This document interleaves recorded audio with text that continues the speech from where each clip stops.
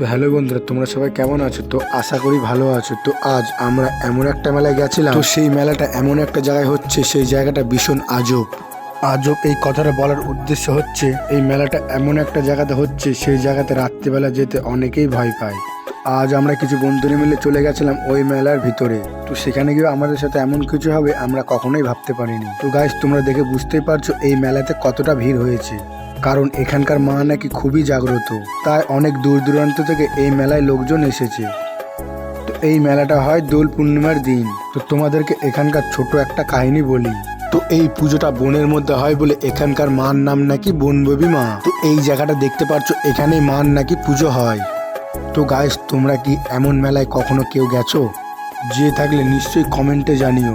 তো গাইস, তোমরা এই মেলাতে আসতে চাও? তাহলে নিশ্চয়ই কমেন্ট বক্সে কমেন্ট করে জানিও। গাইস, তোমাদের সঙ্গে দেখা হচ্ছে কোনো নেক্সট ভিডিওতে। ততক্ষণ লাইক করে সাবস্ক্রাইব করে দিও।